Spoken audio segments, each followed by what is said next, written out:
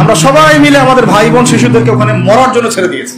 এটাই সত্য কথা। এবং এর জন্য পুরা উম্মাকে জবাব দিতে হবে, পুরা উম্মাকেই জবাব দিতে হবে। সবচেয়ে বড় জবাব দিতে হবে আরবের নেতাদেরকে। বাচ্চাদের জন্য, মাসুম বাচ্চা যাদের পৃথিবীর বুকে আসলে কোনো গুনাহ লেখাই এখনো শুরু হয়নি, অথচ এই বাচ্চাদেরকেও যারা পৃথিবী থেকে বিদায় করে দিচ্ছে, আল্লাহ হয় তাদেরকে হেদায়েত দান করুন অথবা তাদেরকে আযাব দিয়ে ধ্বংস করে দেন। ফিলিস্তিনের গাজায় সংগঠিত শতাব্দীর বর্বরোচিত গণহত্যার প্রতিবাদে মার্চ ফর গাজা শিরোনামে এক বিশাল বিক্ষোভ সমাবেশ ও গণজমায়েতের আয়োজন করা হয়েছে।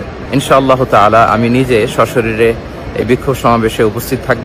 আসসালামু আলাইকুম। আমি আপনাদের কাছে দেখাবো এবার ইসরায়েলকে কঠিন জবাব দিলেন মিজানুর রহমান আজারি হুজুর, যা আপনারা শুনলে অবাক হয়ে যাবেন। তো আজকের এই ভিডিওগুলো অত্যন্ত গুরুত্বপূর্ণ। তো আমি আশা করব আপনারা সম্পূর্ণ ভিডিওটি দেখবেন, আর এই সম্পূর্ণ ভিডিওটি দেখলেই বিস্তারিত জানতে পারবেন। আর এই ভিডিওগুলো দেখানোর আগে আপনাদের কাছে আমার ছোট্ট একটি রিকোয়েস্ট, আপনারা যদি আমার চ্যানেলে নতুন হয়ে থাকেন তাহলে এরকম নিত্য নতুন আপডেট নিউজ সবার আগে পেতে আমার এই চ্যানেলটি সাবস্ক্রাইব করে আমার সাথেই থাকুন। আর এখন চলুন কথা না বাড়িয়ে আমরা এক এক করে ভিডিওগুলো দেখে আসি। আমরা সবাই মিলে আমাদের ভাই বোন শিশুদেরকে ওখানে মরার জন্য ছেড়ে দিয়েছি। এটাই সত্য কথা। এবং এর জন্য পুরা উম্মাকে জবাব দিতে হবে, পুরা উম্মাকেই জবাব দিতে হবে। সবচেয়ে বড় জবাব দিতে হবে আরবের নেতাদেরকে, আশপাশের যারা নেতা আছে এদেরকে। আরবের যে নেতারা আছে এদেরকে বিগত 70 বছর ধরে ওরা যা যা করেছে এর উত্তর দিতে হবে, জবাব দিতেই হবে, কোনো উপায় নাই। আমাদেরকেও দিতে হবে, প্রত্যেক রাষ্ট্রপ্রধানকে দেওয়া লাগবে। যে লিখতে পারতো লিখে নাই তাকে দেওয়া লাগবে, যে বলতে পারতো বলে নাই তাকেও দেওয়া লাগবে, যার অস্ত্র দেওয়ার ক্ষমতা ছিল দেয় নাই তাকেও বলা লাগবে, যার মিলিটারি পাওয়ার ছিল সে চাইলে ওখানে ইন্টারভেন করতে পারতো সে করে নাই তাকেও বলতে হবে। আর যারা ওদের সাথে আতাত করে বন্ধুত্ব করেছে এরা তো মুনাফিক, টাটকা মুনাফিক, পাক্কা মুনাফিক। এরাই তো তারা যারা কাফেরদের সাথে জাহান্নামের তলদেশে থাকবে। মুসলিমদেরকে বাদ দিয়ে মুনাফিক ইহুদি খ্রিস্টানদের সাথে বন্ধুত্ব করেছে। যে ইহুদি খ্রিস্টান না আমাদের ভাই বোনদেরকে মেরে এক ঝাঁঝরা করে ফেলাচ্ছে, আমি ওর সাথে বন্ধুত্ব করতে পারি? কি বলে আপনাদের ইমান? আর এই কথাগুলো কি উগ্রবাদী কথা হয়ে গেল? না, এগুলো সত্যি কথা। আর সত্যি কথা বলার পরে কি হবে সেটা তো দেখার দরকার নেই, আল্লাহর কাছে আমাকে জবাব দিতে হবে, এটাই আমার ফিকির। তো যারা দোয়া করতে পারবে তারা যদি দোয়া না করে আল্লাহর কাছে জবাব দিতে হবে। যারা বলতে পারে যদি না বলে আল্লাহর কাছে অ্যান্সার দিতে হবে। যারা খাবার পাঠাতে পারতো তারা পাঠায় নাই, আল্লাহর কাছে অ্যান্সার দিতে হবে। একটু ভেবে দেখেন না, আপনার যদি একটা বাচ্চা কখনো এমনি মারা যায় তাহলে আপনার কেমন লাগবে? আল্লাহ না করুক। একটা বাবার জন্য সবচেয়ে কষ্টের কোন সময়টা বলেন তো? নিজের সন্তানকে দাফন করা। আমরা তো কখনো করি নাই এটা, আমরা বুঝবো কিভাবে? যে ঘুমটাওয়ালা কিছু লোক বসে বসে অনলাইনে বলতেছে যে এগুলো ফিতনা, এটাই। ওরা কি কখনো নিজের সন্তানকে দাফন করেছে নাকি? কখনো কষ্ট স্বীকার করেছে নাকি? কখনো রিমান্ডে গিয়েছে নাকি? মায়ের খেয়েছে নাকি? কখনো জেল খাটছে নাকি? ও তো সুখে আছে, 3 বেলা খাচ্ছে যাচ্ছে, মাশাআল্লাহ, সুখে শান্তিতে জীবন যাপন। ও কি বুঝবে উম্মার কষ্ট? ও কি বুঝবে বাচ্চাদের কষ্ট, এই মা বোনদের কষ্ট? আর আমরা সর্বোচ্চ বলতে পারতেছি ব্যাস, কিন্তু সচেতনতা তো তৈরি করা দরকার। আপনার ছেলে যদি বলে ওখানে কি হচ্ছে, ওকে বলা উচিত, বাবা ওখানে কিছু শয়তান আছে, যে শয়তানগুলা আমাদের নিরীহ বাচ্চাদেরকে মেরে ফেলছে। তুমি যখন বড় হবা তোমাকে আল্লাহ পাক সামর্থ্য দিলে তুমি শয়তানগুলোকে মেরে ফেলবে। বাচ্চাকে শেখানো উচিত। ওরা 100 বছর থেকে ওদের বাচ্চাকে এগুলো শিখাইছে। ওরা 100 বছর থেকে ওদের বাচ্চাদেরকে শিখাইছে যে মুসলমানরা হচ্ছে পৃথিবীর সবচেয়ে জঘন্য প্রাণী। ওদেরকে যখনই দেখবা তখনই মারবা। ওদের সাথে শত্রুতা করা তোমার উপর ফরজ। এটা ওরা শিখাইছে ওদের বাচ্চাদেরকে। আমাকে বলেন, কোন মানুষ, একটা সুস্থ স্বাভাবিক মানুষ হাসপাতালে বোমা ফেলতে পারে কিনা? বলেন। সে হোক ইহুদি বা খ্রিস্টান বা হিন্দু বা বৌদ্ধ বা মুসলিম, মুনাফিক, যেই হোক, কোন মানুষ কি হাসপাতালে বোম ফেলতে পারে? কিভাবে ফেললো? তাহলে কি পরিমাণ ক্ষোভ তারা ভিতরে ভিতরে লালন করে আপনার কি বোঝার বাকি আছে? ওরা সুযোগ পাইলে একটাকেও ছাড়বে না, সবাইকে মেরে ফেলা। এই জন্য অল্প অল্প করে আগাচ্ছে, অল্প অল্প করে, আস্তে আস্তে। আমি এটা নিয়ে বিস্তারিত আলোচনা করছি বিগত প্রায় 1 মাস থেকে, আরো 5 বছর থেকে বলে আসতেছিলাম। লাস্ট 1 মাসে আপনারা দেখছেন এখন কি হচ্ছে। ধারাবাহিক এরকম সেশন আসবে ইনশাল্লাহ। আরো অনেক কথা আছে, কিভাবে এই জায়গা তারা আসলো, এটা 4টাখানি কথা না, বিশাল হিস্ট্রি। এমন অনেক সময় হয়েছে, এগুলো কিছুই না, এমন অনেক সময় হয়েছে 1 দফাতে 2.5 লক্ষ মানুষকে মেরেছে তারা ওই জায়গাতে। 1 দফাতে 1940 সালের কথা বলছি, এক্স্যাক্টলি 1939 সালের জুলাইয়ের দিকের কথা, 1939 সালের দিকের কথা বলছি। ওই সময় এরা 2.5 লক্ষ মানুষকে মেরেছিল। 2.5 লক্ষ মানুষ আপনার কি মনে হয়? এভাবে যদি আমি পরিসংখ্যান দিতে থাকি এখানে আজকে 3টা-4টা বাজবে। আমার কাছে কিতাবও আছে রেডি করা, এবং ইনশাআল্লাহ আল্লাহ পাক চাইলে ওটা পাবলিশও হবে ইনশাআল্লাহ। তখন আপনার বাসায় পড়ে নিয়ে দেখেন কি হচ্ছে আসলে। তো মূল কথাটা হচ্ছে ভাই, আমি তো দোয়া করতে পারি, আমার তো করা উচিত, আমার ব্যথিত হওয়া উচিত, আমার কুনুতে নাজেলা পড়া উচিত। যদি আমার আরো বড় সামর্থ্য থাকতো অ্যাটলিস্ট ওখানে ত্রাণ পৌঁছানো উচিত ছিল, বা আরো যদি বড় ক্ষমতা আল্লাহ পাক আমাকে দিতেন তাহলে ওদের মুখের সামনে বলা উচিত ছিল এটা অন্যায়, জুলুম, এর প্রতিবাদে আমরা জাতিগতভাবে পাশে আছি ফিলিস্তিনিদের, এবং মুসলিম রাষ্ট্রগুলোর ঐক্যবদ্ধ হয়ে একটা ফোরাম গঠন করা উচিত ছিল এদের বিরুদ্ধে। কিসের শান্তি চুক্তি আর কিসের নেগোসিয়েশন? কোনো কথা আর বাকি আছে? এদের সাথে একটা ভাষাই বাকি আছে এখন, অস্ত্রের ভাষা, যুদ্ধের ভাষা। একটা ভাষাতেই কথা বলা বাকি আছে, আর কোনো ভাষাই নেই এদের সাথে কথা বলার। তুমি হাসপাতালে বোম ফেলে 600টা মুসলিম বাচ্চাকে হত্যা করে ফেলছো, তোমার সাথে কিসের কথা? একটা কথাই হতে পারে, সেটা হলো যুদ্ধের ভাষা, অথবা এই পুরো ভূমি থেকে তোমরা চলে যাবা পশ্চিমে। এটাই ছিল আমাদের ভাষা। কিন্তু বিগত 75 বছর ধরে আমরা এগুলো করতে পারি না। 1-2টা বছর না রে ভাই, 75 বছর ধরে আমরা এগুলো করতে পারি না। তো আমি এখানে গলা ফাটাই, আমার আবেগ ঝেড়েও কি লাভ হবে তাও জানি না। অ্যাটলিস্ট আমরা আমাদের জবাবটা তো আল্লাহর কাছে দেওয়া লাগবে। আল্লাহ পাক আপনার অপারগতাও জানেন, আপনার সামর্থ্যের সীমাও জানেন। আল্লাহ পাক দেখবেন এর মধ্যে থেকে আপনি কি করেছেন, দেখবেন কি না?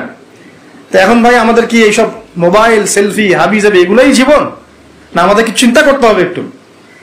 চিন্তা করতে গেলে প্রথম সলিউশন পড়াশোনা করতে হবে, কোরআন পড়তে হবে। যে যাই বলুক কোরআন পড়লেই হয়ে যাবে, সেই হয়ে যাবে, সব কথা বাদ দেন, আপনি কোরআন পড়েন।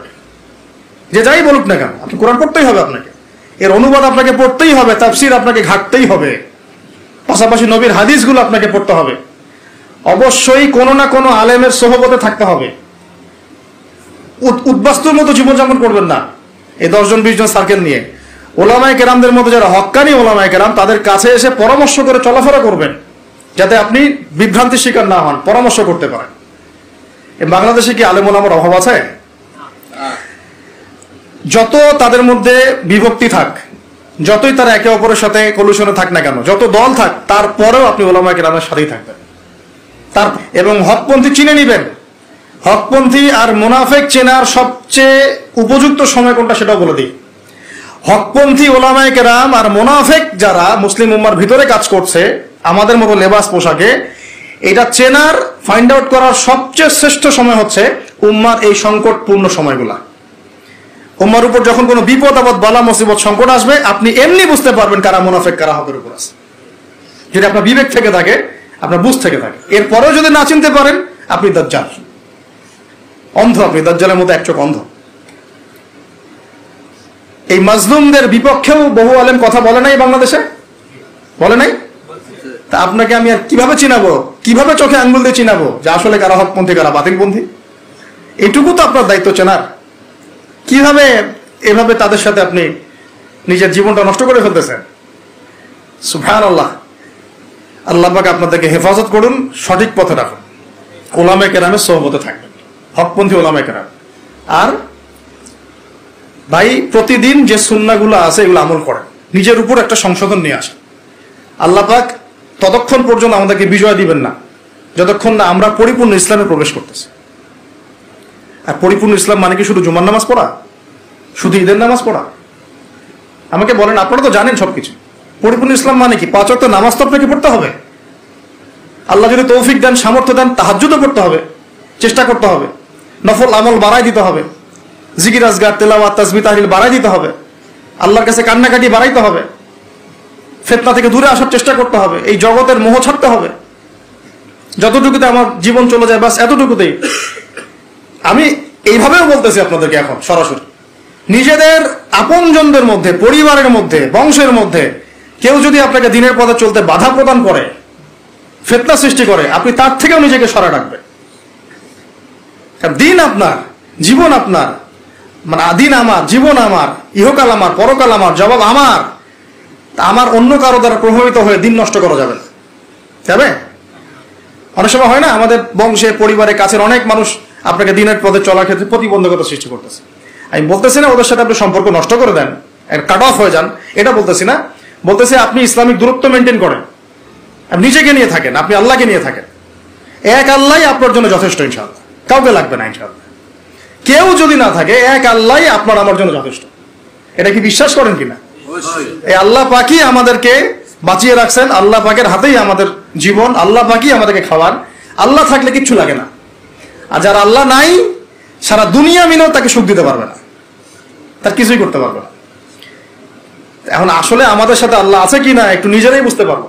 আসলে আল্লাহ পাকের সাথে আমার সম্পর্ক কেমন, আল্লাহ বলে ডাকলে বা আল্লাহর কাছে দোয়া করলে কি আমার ভিতরে কোনো অনুভূতি আসে কিনা, রাসূল সাল্লাল্লাহু আলাইহি ওয়াসাল্লামের নাম আসলে আমার ভিতরে কোনো অনুভূতি আসে কিনা, বুঝবেন ইনশাআল্লাহ। এটা আপনার আস্তে আস্তে বুঝে যাবেন। তাহলে নিজের তাজকিয়ার দিকে ফোকাস করেন, এবং তাজকিয়া অর্জন করার জন্য অবশ্যই সোহবত লাগে। যারা আত্মশুদ্ধিতে পরিপূর্ণ মানুষ, এই মানুষগুলোর সাথে পরামর্শ করে চলবেন। আর নিজের দিন পালন করেন, দিনটাকে আর বিভক্ত হতে দিবেন না। যারা এই বিভক্তির দিকে নিয়ে যায় এদেরকে বয়কট করবেন, মিশবেনই না এদের সাথে। বরং আমি বলছি, বাংলাদেশে এমনিই তো শত শত দল হয়ে গেছে। এখন আপনি নিউট্রাল থাকবেন, নিজেকে বায়াসড করবেন না, নিউট্রাল থাকবেন। নিউট্রাল মানে নিরপেক্ষ। নিরপেক্ষ থেকে আপনি দেখবেন যে আসলে কার মধ্যে হকটা বেশি আছে। এরপর আপনার বুঝ অনুযায়ী কোরআন সুন্নাহর সাথে মিলিয়ে ওলামায়ে কেরামের পরামর্শে যেদিকে তারা আপনাকে হেদায়েতের পথে নিয়ে যাবেন, সেই পথে আপনি চলেন। ইনশাআল্লাহ আপনি ঠিক পথে থাকবেন। এই জন্য আমি একা একা থাকতে নিষেধ করি। ওলামায়ে কেরামদের সাথে পরামর্শ করে চলবেন এবং ঐক্যবদ্ধ জীবনযাপন করবেন। আর কিছু ভাইয়ের মধ্যে যদি খারাপ কিছু থাকে, তাদেরকে একদম আন্ডার এস্টিমেট করে ধুয়ে রেখে দেওয়ার দরকার নেই। কারণ যার মধ্যে খারাপ কিছু আছে, ওর মধ্যে ভালো কিছু আছে। খোলা মনে ভালোগুলো নিয়ে নিবেন, খারাপগুলো আপনি ছেড়ে দিবেন। এখন বলতে পারে, আপনি কিভাবে বুঝবেন ভালো কোনটা খারাপ কোনটা? নিজে পড়বেন, নিজে জ্ঞান অর্জন করবেন, আল্লাহ পাক বিবেক দিয়েছেন, বোঝার চেষ্টা করবেন এবং আলেমদের সাথে পরামর্শ করবেন। ব্যাস, আল্লাহ পাক এরপরে আপনাকে যে পথে নিয়ে যাবেন ইনশাআল্লাহ সেই পথে আপনি চলবেন। উম্মার বিভক্তি বাড়াবেন না। এরপরে যখন অর্থনীতির মধ্যে ঢুকবেন, ব্যবসা বাণিজ্য, রিজিক, চাকরি বাকরি, জান চলে গেলেও হারাম খাবেন না ইনশাআল্লাহ। আল্লাহ পাক তৌফিক দান করে, আপনাকে তৌফিক দেখ, আমাকেও তৌফিক দান করে। কারণ আমরা সবাই হারাম খাচ্ছি অ্যাভেলেবল, আমি নিজেও ফিল করি। হারাম না খেলে আমাদের দোয়া কবুল হইতো। দোয়া যে কবুল হচ্ছে না, বোঝেন না। একটি অত্যন্ত গুরুত্বপূর্ণ বিষয়ে আপনাদের সামনে কথা বলার জন্য উপস্থিত হয়েছি। সে বিষয়টি হচ্ছে এরকম যে আমাদের শান্তিপূর্ণ যে কোনো আন্দোলন, সেটা হচ্ছে সঠিক পদ্ধতি। যে কোনো আন্দোলন, আমাদের পৃথিবীর বিভিন্ন জায়গায় আমাদের মানুষের সমস্যা হচ্ছে, মানবাধিকার লঙ্ঘিত হচ্ছে, শিশুরা তাদের জীবন সুন্দরভাবে বাস্তবায়ন করতে পারছে না, বেড়ে উঠতে পারছে না, মা বোনদের ইজ্জত লুণ্ঠন হচ্ছে, ভাই বোনদের আহাজারিতে আকাশ বাতাস ভারী হয়ে উঠছে। এটা এক ধরনের বাংলাদেশ সহ বিশ্বের বিভিন্ন দেশে, বিশেষ করে যে উদ্দেশ্যে আজকের আমরা সারা বাংলাদেশে এবং বিশ্বের বিভিন্ন দেশে আমরা লকডাউন কর্মসূচির মতো কর্মসূচি পালন করেছি, এই কর্মসূচির জন্য আমি মনে করি যে সেটা শান্তিপূর্ণ উপায়ে বিভিন্ন দেশে অনুষ্ঠিত হয়েছে। বাংলাদেশেও শান্তিপূর্ণভাবে অবশ্যই হয়েছে এবং এই শান্তিপূর্ণ উপায়টাকে নস্যাৎ করার জন্য একটা গ্রুপ যে কোনোভাবে পিছনে লেগেও আছে। আমি আগেও বলেছি যে বাংলাদেশে আপনি একটা ভালো উদ্দেশ্যে, ন্যাকামলের উদ্দেশ্যেও কোনো কাজ যদি করেন, সেই কাজের মধ্যেও শয়তান ঢুকানোর জন্য কিছু মানুষ বসে থাকে। যেমন তাবলিগের বিশ্ব ইজতেমাকে কেন্দ্র করে দেখেন, 4 জন মানুষকে সেখানে নিহত হতে হয়েছে। এখন কি তাবলিগের জীবদ্দশায় কোনোদিন শুনেছেন যে মানুষকে মারা লাগে, মারা যেতে হয়? এর আগেও আরেকবার 1 জন না 2 জন মৃত্যুবরণ করেছে। আজকের আন্দোলনের জায়গাটা হচ্ছে আমাদের প্রতিবাদটা কি। আমরা এই দেশের রিক্সা ভেঙে, এই দেশের বাস ভেঙে, গাড়ি ভেঙে তো আপনি কোনো কিছু করতে পারবেন না। আপনার প্রতিবাদ হচ্ছে, প্রতিবাদের ভাষাটা হচ্ছে বিশ্বকে জাগ্রত করা যে আমার এই ভাইয়েরা নির্যাতিত, নিপীড়িত, এই নিপীড়িত ভাইদের পাশে আমরা দাঁড়াতে চাই, তাদের দিকে দৃষ্টি আকর্ষণ করতে চাই। নিশ্চয়ই যাদের উপরে জুলুম হচ্ছে, অত্যাচার হচ্ছে, সেটা পৃথিবীর কোনো মানব সভ্যতায় মেনে নেওয়া যায় না, সেটাকে কোনোভাবে কোনো কিছু দিয়ে রিকভারি করার কোনো সুযোগ নেই। কিন্তু কোনো অবস্থা এরকম নেই যে যে কোনো জায়গায় সভ্যতার যদি কোনো ধরনের মানব সভ্যতা সঠিকভাবে পরিচালিত না হয়, সেই কারণে আপনি আপনার দেশে কিংবা আরেক জায়গায় কোনো মানুষের উপরে জুলুম করা, নির্যাতন করা, সেটা করা যাবে না। আপনারা নিশ্চয়ই জানেন যে যেই সকল ব্র্যান্ড সম্পর্কে আমরা বয়কটের ডাক দেই বা মানুষ বয়কট করে, আবার বয়কট করে সেটার আবেগ 3 মাস 5 মাস 6 মাস শেষ হয়ে গেলে আবার সেখানেই যায়। এটা আমাদের কালচার। আমি সেই জায়গা থেকে বলছি যে হ্যাঁ, বয়কটের ডাকটা সঠিক হওয়া উচিত, বয়কট করা উচিত, কিন্তু আপনি এটা জানেন যে যে কোনো ব্রাঞ্চ, সেটা পৃথিবীর বড় বড় ব্রাঞ্চগুলো অন্যান্য দেশে যারা যায় সেটা ওই দেশের ওনার না, এই দেশের নাগরিকের ব্যবসা প্রতিষ্ঠান। এটা তার একটা প্রতিষ্ঠান, সে এই দেশে তার ওখান থেকে ব্র্যান্ড অ্যাম্বাসেডর হিসেবে নিয়ে এসেছে। এই প্রতিষ্ঠানটার কোনো একটা ঝাপ ভাঙলে, দরজা ভাঙলে এই দেশের মালিকেরও ক্ষতি হয়। আপনাকে মাথায় রাখতে হবে, এই ঝাপ ভেঙে কিংবা এখানে চুরি করে কিংবা বাটার দোকানের আপনার শু নিয়ে আপনি লুটপাট করে সেটার মধ্য দিয়ে আন্দোলনের কোনো সফলতা তো নেই। বরঞ্চ আমি মনে করি তাহলে সকল আন্দোলনের যে মূল উদ্দেশ্য সেটা কোনোভাবে মেনে নেওয়া যায় না, উদ্দেশ্য ব্যাহত হবে। আমাদের এই বাংলাদেশে যেটা হচ্ছে সেটা হচ্ছে, একে আওয়ামী লীগ বসে আছে বিভিন্ন জায়গায় মিছিলের মধ্যে শয়তানি করার জন্য, অন্য জায়গায় আমাদের যেই ধরনের আন্দোলন করতে হয় সেই আন্দোলনের যে শিক্ষাটা, নামানোর সময় যে শিক্ষা দেওয়া উচিত, যে কে কি করবে কে কি করতে পারবে না, সেটাকে পূর্ণাঙ্গভাবে শিক্ষা না দেওয়ার পরে যখন কোনো কিছু হয় তখন সেটা নিয়ন্ত্রণে থাকে না। এটা অত্যন্ত দুঃখজনক। আমি তীব্র ভাষায় নিন্দা জানাই আজকের যে ঘটনাগুলো ঘটেছে। আমি সরকারের কাছে উদাত্ত আহ্বান জানাবো, কঠিনভাবে এই ধরনের যেই হোক, এমনকি মতের ভিন্ন কোনো মানুষেরও জায়গাটা যদি থাকে সেটাকে সরকারিভাবে, সরকারের পদ্ধতিতে সেটাকে নিয়ন্ত্রণ করে সরকার প্রয়োজনে সিলগালা করবে যে আমার দেশে এই প্রতিষ্ঠানটা থাকবে না, এই প্রতিষ্ঠানটা রাখা যাবে না, এটার জন্য সরকারি সিদ্ধান্ত আসতে হবে। কিন্তু কোনো জায়গায় কোনো ব্যক্তির উপরে কারো কোনো অধিকার নাই কোনো আঘাত করার। একটা পয়সা লুট করা তো পরের কথা, কারণ এটা আপনি করতে গেলে আপনার মূল জায়গাটা ব্যাহত হবে। আজকের আপনার প্রতিবাদের ভাষা যদি এই হয়, এই ব্র্যান্ডের জায়গাগুলোর আপনার লুটপাট করা কিংবা সেটা আপনি ওখান থেকে নিয়ে আসা, সেটা এক ধরনের চরমভাবে আপনি আপনার এই আন্দোলনটাকেই নস্যাৎ করার জন্য একটা চক্রান্তের মধ্যে ঢুকে পড়েছেন, আর কিচ্ছু না। সামান্য বুঝবান মানুষও বোঝে। আপনার কাজ কি? আপনি র্যালি করবেন, আপনার কাজ কি? আপনি একটা মিছিল করবেন, আপনার কাজ কি? আপনি মসজিদের সামনে একটা প্রতিবাদ সমাবেশ করবেন। এখন প্রতিবাদ সমাবেশ করতে গিয়ে আপনি রিক্সা গেল, রিক্সাকে ধরলেন, কিংবা কোনো একজন বিদেশি নাগরিক দেখলেন, আপনি তার উপরে ঝাঁপিয়ে পড়লেন, কিংবা কোনো একজন ব্যক্তিকে সন্দেহবাঞ্চক কিংবা সঠিকই তিনি ওই সব দেশের পণ্য বিক্রি করছেন বলে তাকে আক্রমণ করবেন, মোটেও কাম্য নয়। ওই দোকানওয়ালা তাকে আপনি সর্বোচ্চ মেসেজ দিতে পারেন যে আমরা প্রতিবাদের ডাক দিয়েছি, আপনার কাছে আমরা আসবো না, আপনি এটা বন্ধ রাখলে ভালো। যদি সেটা না পারেন, আপনি গভর্নমেন্টকে আপনি প্রয়োজনে একটা স্মারকলিপি দেন যে বাংলাদেশে এই ধরনের ব্র্যান্ডগুলোকে আমরা মুসলমান রাষ্ট্র হিসেবে মনে করি যে এইখানে যারাই আসছে এরা বিভিন্ন ধরনের ষড়যন্ত্র কিংবা আপনার বিদেশে এই ধরনের কার্যক্রম করে আমার দেশের ক্ষতি করছে, আপনি তাদেরকে নিষিদ্ধ করার জন্য আহ্বান জানাতে পারেন। সেই জায়গায় আপনি আহ্বান না জানিয়ে যখন এই ধরনের কাজ করবেন, তখন কোনো অবস্থাতেই আপনার বাংলাদেশের ইমেজ যেমন ক্ষুণ্ণ হবে, বিশ্বের দরবারেও আপনাদের আমাদের ইমেজটা ক্ষুণ্ণ হবে। প্রিয় দেশবাসী, আমি বলতে চাই, আমাদের দেশে যা হবে তার পিছনে এই ধরনের ষড়যন্ত্র করার জন্য আওয়ামী লীগের চরম একটা ষড়যন্ত্রবাজরা লুকায়িত আছে, তারা চেষ্টা চালিয়ে যাচ্ছে। আমি গতকালকে থেকেও বলেছিলাম, কারো ফাঁদে পাড়া দিবেন না, আবেগতাড়িত হয়ে কারো ফাঁদে পাড়া দিবেন না। আপনি চাইলেই বাংলাদেশ থেকে সব এম্বাসি বাদ দিয়ে দিতে পারবেন না। এটা দেশ, একটা দেশ পরিচালনার জন্য পৃথিবীর সকল এম্বাসি আপনার লাগবে। এটা মামুবাড়ির আবদার না, বললেই হবে না এটা যাইতে হবে, ওটা থাকবে না, ওটা করবা না। আরে আমার দেশের যে 16 বছরে অসভ্যতা আওয়ামী লীগ করে গিয়েছে সেগুলো সবার আগে বন্ধ করতে হবে।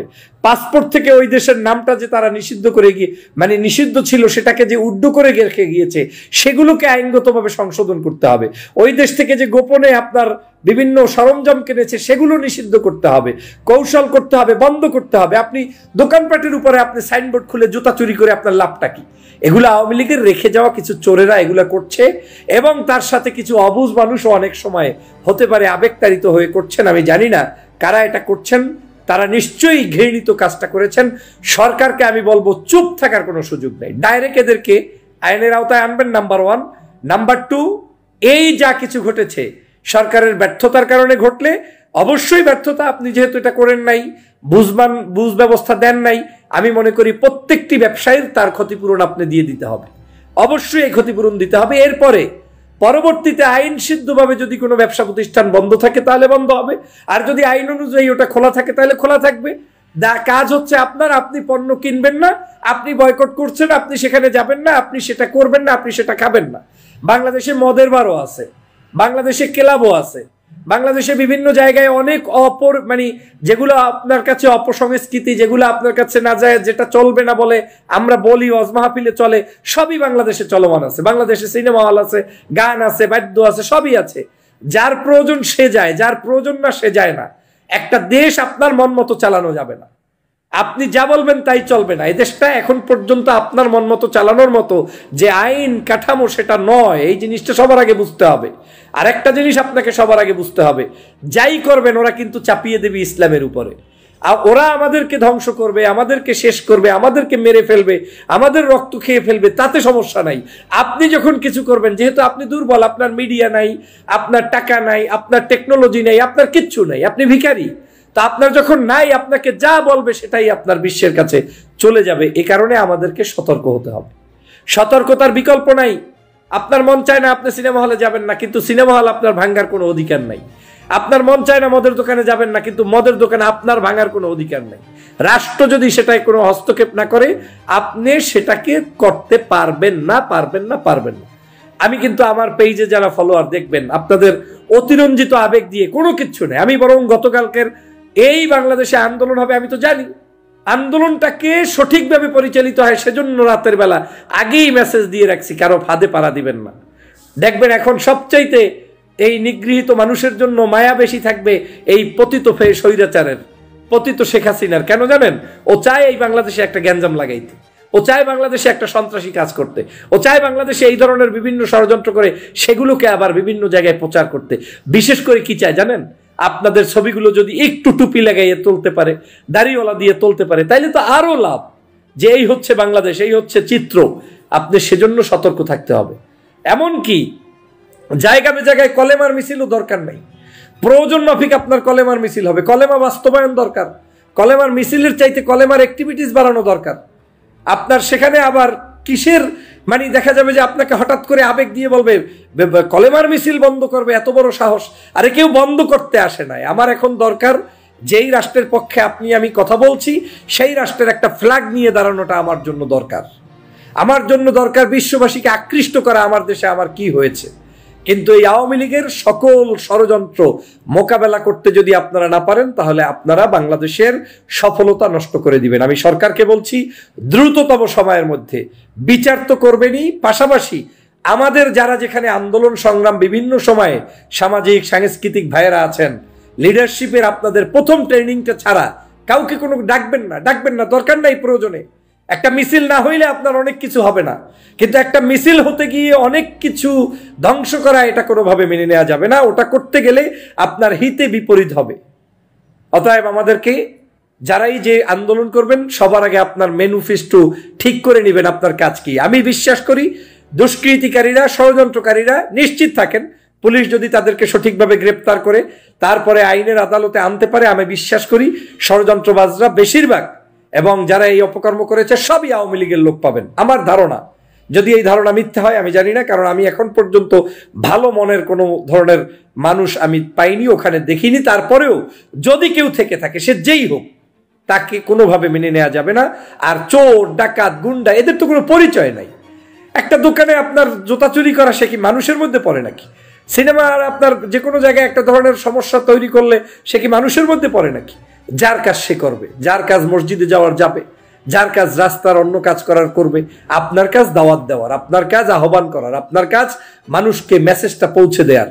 অতএব আমি মনে করি বাংলাদেশের যে কোনো পণ্য বয়কটের যে আমরা আহ্বান বাংলাদেশের বিভিন্ন মানুষ দিচ্ছে, আহ্বান চলবে, কিন্তু কারো উপরে জুলুম না হয়, কারো উপরে আক্রমণ না হয় এবং অন্যায়ভাবে কিছু না হয়। যদি কিছু করতে চান প্রশাসনকে জানিয়ে দেন, প্রশাসনিকভাবে আইনগতভাবে কোনো কিছু নিষিদ্ধ থাকলে নিষিদ্ধ হবে, নিষিদ্ধ না থাকলে যেমনভাবে চলার তেমনভাবে চলবে। কিন্তু আপনাদের মতো করে দেশে একটি সুন্দর ষড়যন্ত্র করা যাবে না, তাইলে বাংলাদেশের যে সুন্দর ভবিষ্যৎ সেটা ধ্বংস হবে। আর ধ্বংস ওরাই করবে। আওয়ামী লীগ বসে আছে ধ্বংস করার জন্য। আপনি কি মনে করেন নাকি আওয়ামী লীগ আপনার বন্ধু? আপনার বন্ধু হইলে পাসপোর্ট দিয়ে ওই দেশের নাম সরাই দেয়? আপনার বন্ধু হইলে তারা ওই দেশ থেকে মেশিন কেনে? আপনার বন্ধু হইলে গোপনে সজীব জয়ের সাথে ওদের সাথে বৈঠক হয়? এরা তো ধান্দাবাজ, 24 ঘন্টা বসে আছে আপনাকে বিপদে ফেলানোর জন্য। বুঝতে হবে প্রিয় বন্ধুরা আমার, আবেগ আমাদের থাকবে, সেটার প্রতি সম্মান জানানোর কারণেই তো বাংলাদেশের আজকে সবাই মিছিল দিয়েছে, দ্যাটস ফাইন। আবার আগামী 12 তারিখে আমাদের সারা বাংলাদেশের বিখ্যাত আমার দেশ পত্রিকার মাহমুদুর রহমান, তারপরে আমাদের শায়েক আহমদুল্লাহ, মিজানুর রহমান আজহারি সহ বিভিন্ন পেশার ধর্ম পেশাজীবী মানুষ, আমি সহ আমরা সেখানে উপস্থিত থাকব। আমরা শাহবাগ থেকে আপনার মানিক মিয়া অভিনিউ পর্যন্ত বিকাল 3টায় সেই প্রোগ্রামে আপনারা থাকবেন, সবাইকে দাওয়াত। কিন্তু হতে হবে সুশৃঙ্খল, জাস্ট আমাদের প্রোটেস্টটা হবে আমাদের এই অপকর্মের বিরুদ্ধে, সন্ত্রাস, দুর্নীতি, অন্যায়, অবিচার, জুলুম, নির্যাতনের বিরুদ্ধে, শিশু হত্যার বিরুদ্ধে। এই আমাদের শান্তিপূর্ণ সমাবেশ কিংবা শান্তিপূর্ণ আমাদের কাজ, সেটা আমাদের দায়িত্ব, এবং সেজন্য আপনাদেরকে অগ্রিম দাওয়াত দিলাম। সেই কাজটাই আপনারা করবেন। আর আওয়ামী সকল ষড়যন্ত্রের ব্যাপারে সতর্ক থাকবেন। ভালো থাকবেন, সুস্থ থাকবেন। আল্লাহ হাফেজ। আসসালামু আলাইকুম ওয়া রাহমাতুল্লাহি ওয়া বারাকাতুহু। দোয়া করি আমাদের মাজলুম মুসলিমা ভাই এবং বোন, ছোট্ট ছোট্ট বাচ্চাদের জন্য, মাসুম বাচ্চা যাদের পৃথিবীর বুকে আসলে কোনো গুনাহ লেখাই এখনো শুরু হয়নি, অথচ এই বাচ্চাদেরকেও যারা পৃথিবী থেকে বিদায় করে দিচ্ছে, আল্লাহ হয় তাদেরকে হেদায়েত দান করুন অথবা তাদেরকে আযাব দিয়ে ধ্বংস করে দেন। দুটো বিষয় নিয়ে আজকে একত্রিত হয়েছি। প্রথমত আজকের যে জমায়েত এবং সমাবেশ, আপনারা সকলে জানেন মোটামুটি যে আমি বাংলাদেশে নেই, থাকলে আমিও যেতাম, কিন্তু আমি আমার প্রতিবাদ ফেসবুকে, ইন্টারনেটে করেছি। আজকে যে ঘটনাটি, অর্থাৎ সমাবেশ এবং জমায়েতের পরে বাটা এবং কেএফসিতে যে হামলা করা হয়েছে, যারা এই কাজটা করেছেন এটা মোটেও ভালো কাজ করেন নাই, এটা অনুচিত হয়েছে। এবং এই জুতা, এই খাবার আপনাদের জন্য ব্যবহার করা, ভাঙচুর করা, এটা কোনোভাবে আপনাদের জন্য জায়েজ হয় নাই। যারা এই লুটপাট করেছেন, প্লিজ আপনারা মালামালগুলো ফিরিয়ে দিয়ে আসবেন। 2 নম্বর বিষয় হচ্ছে, যারা এটাকে ফলাও করে প্রচার করছেন, আপনারা প্লিজ এই সমস্ত নেগেটিভ প্রচারগুলো কিছু মানুষ চায় যে করুন। এখানে ইসলামকে খাটো করা হচ্ছে, এখানে মুসলিম ভাইদের সাথে গাদ্দারি করা হচ্ছে।